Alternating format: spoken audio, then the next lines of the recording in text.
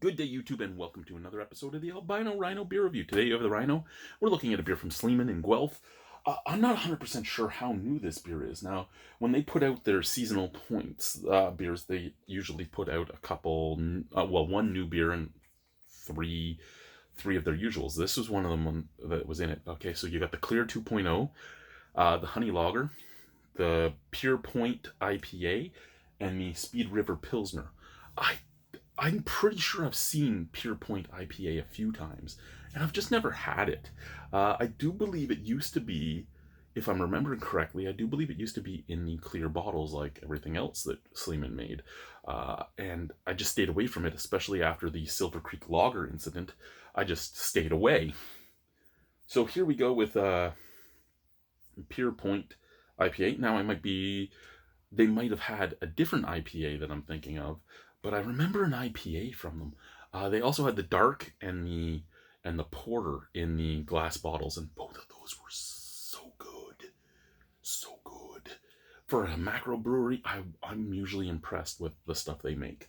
What do we got? 5.5% alcohol by volume. Sit back, relax, and enjoy this easy drinking IPA with full character, dominant citrus hops, and a crisp, refreshing finish. I really hope that's what this is. I really, really do. I really, really do. I really, really do.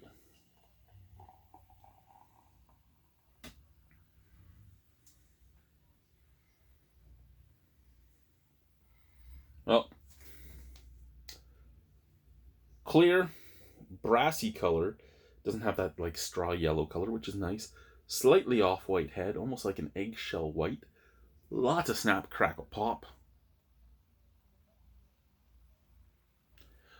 You know, my wife wants me to spend time with her, but she's out there watching Darcy and Stacy, and let me tell you right now, that's not a show I want to watch. And for those of you that don't know what Darcy and Stacy are, you are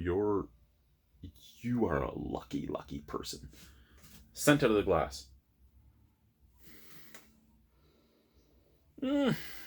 Little citrusy, little sweet. Scent out of the can. Ooh. A nice maltiness, a little bit of caramel, a little bit of caramel, a little bit of breadiness, a little bit of orange and grapefruit. That smells rather nice. Let's try it. Cheers. Slanche. Prost.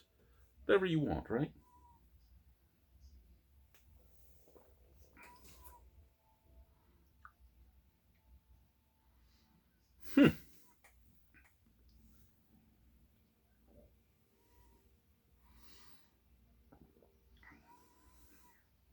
Easy drinking.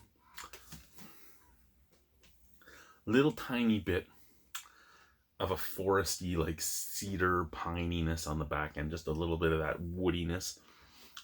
Before that, a little bit of grapefruit peel and a little bit of orange. Forefront, a little bit of caramel. None of these flavors are really popping. None of these flavors are like, oh my god, look at what you got.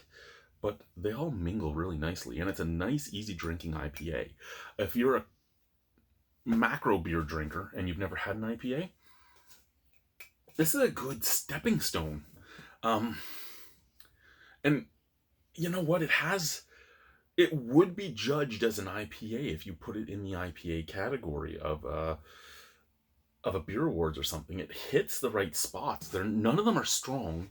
It's not like, oh my god, this is an amazing IPA, or oh my god, I've never had anything like, or it's nothing that blows my mind, but it is an IPA, and it's an IPA that I can get behind. Excuse me, because it's an IPA I could drink with a bunch of different people. My father could drink this. My father-in-law could drink this. My brothers could drink this. My wife, who hates IPAs, could probably put this down if she had to. I can't complain about this beer. I can't say I like this beer enough that I would buy it again, but I can't complain about this beer. There's nothing wrong with it. It's a solid drinking beer. If I'm at a bar that only carries macro beers and they have like 15 macro lagers, a Rickard's Red, Say they have the Rickard's Honey Brown out again, fuck that beer, and they have this on tap, I would probably drink this because it reminds me of a craft beer, just like a craft beer light. And before, why would you go to a bar? There, not everybody just can go to a craft. I like craft beer. Craft beer is my thing. I, I beer is my drink of choice though. Like I don't touch hard liquor anymore. I don't really like wine. Some ciders I can get behind. Some meads I can get behind. Beer is my thing. So if I'm at a bar, I want beer. And if I don't have any craft beer to choose from, I'm not going to abstain from the beer because fuck that, why not?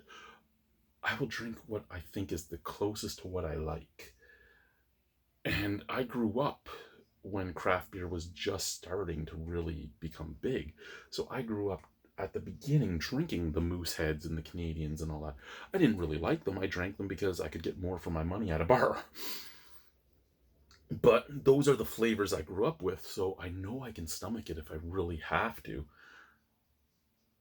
And I do like to have a social drink. When I'm at a bar with my friends, I don't want to be the one sitting there with water, especially because I can't drive anyway. I'm blind, so why would I be the DD? So I like to have a couple beers while I'm there. Plus, because of all my mental health issues and all my social awkwardness and all that, it does help me open up a little bit. So I do like to have the odd drink because when I'm out with people, because it will make me talk more. Most people that have met me, not most people, but a lot of people that have met me outside of, well, out in the real world say, you're not as talkative as I would think you are.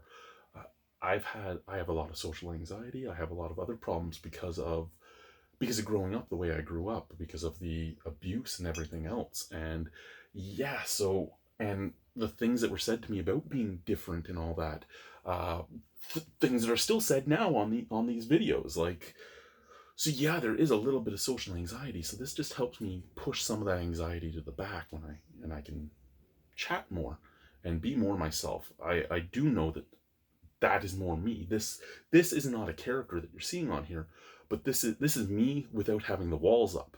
And I think that's the big difference between things is here I don't have the walls up. Here I can just talk because there's no one in front of me. When people are in front of me, all that anxiety and fear and worry about being judged and everything it's a 6.5 out of 10. Bye guys.